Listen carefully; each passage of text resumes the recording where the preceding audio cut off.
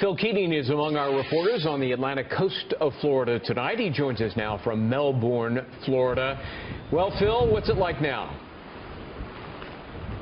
It keeps getting worse. I will say that. It is howling. You can hear the wind, which you really couldn't hear that significantly before. It's just that howl going down the street. And in fact, you can see, fortunately, the street lights, which have gone off 3 times now, but they've always come back on. You can really see that rain just flying down the street with the wind. Now, what you're looking at here, the direction that the rain and wind is going here, that's southbound on US 1. So since the winds are coming from the south, that's classic counterclockwise rotation of the hurricane, because the eye, the center of the storm, is still to the southeast of where we are here on the Palm Bay, Melbourne city line. So it's around Vero Beach, same latitude as that right now, but it's still heading northward. And so far in Brevard County, which is the Space Coast and where we are, 20,000 people now have no power. And statewide, Florida Power and Light's reporting about 200,000 Floridians now without power. And keep this in mind, the hurricane is only halfway up the state. So as it goes further up, the upper half of the state, the eye wall is going to be closer to the coastline, maybe even crossing into land in the mainland.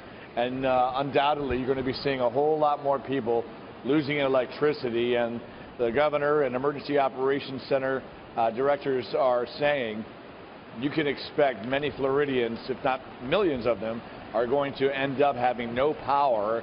And it may not just be for 3 or 5 days. It could be a week. It could even be 2 weeks.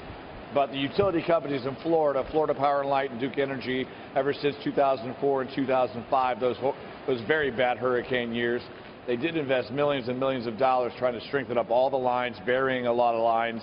And in southern Florida today, in the bottom 3 counties, Palm Beach County, Broward County, and Miami-Dade County, where it's significantly almost fine conditions down there right now, especially in Broward and Miami-Dade. The rain has really ceased, and the winds are very light.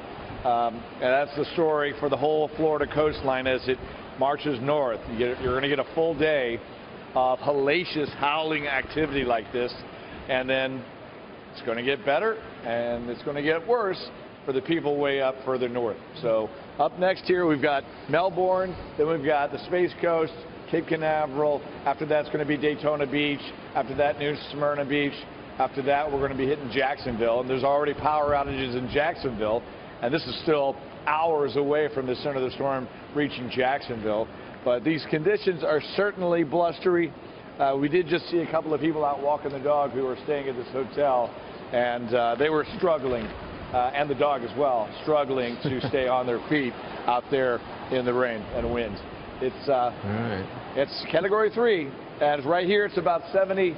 I don't know if it's probably 60s, the wind speed, but gusts, I'm guessing, are hitting at least 70, maybe a little higher. Did people make use of the shelters that were open? The governor talked so much about all of the various shelters being made available for folks.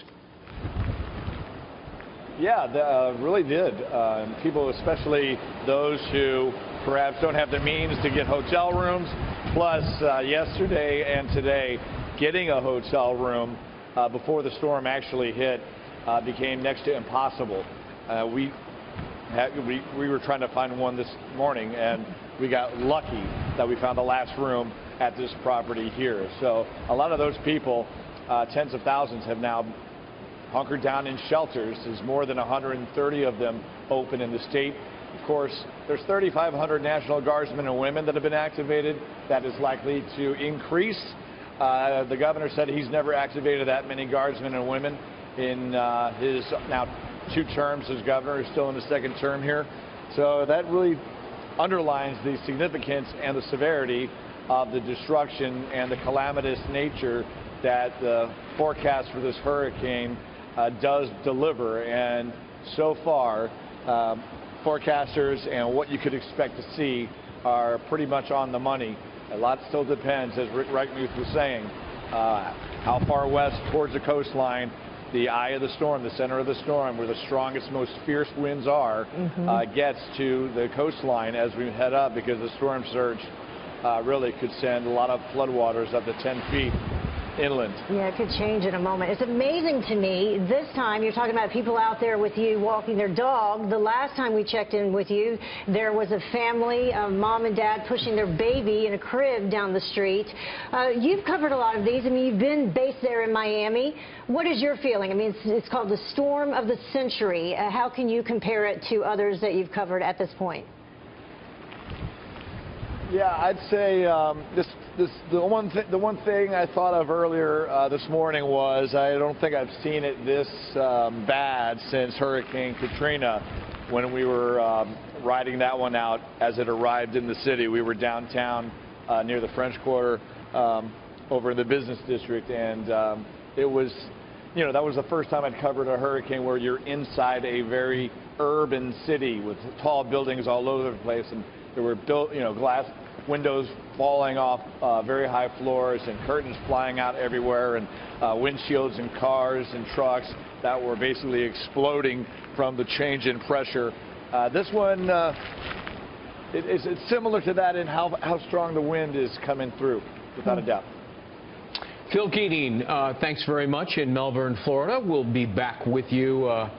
Long night for everybody, and thank you so much. You're doing a great job down there for us.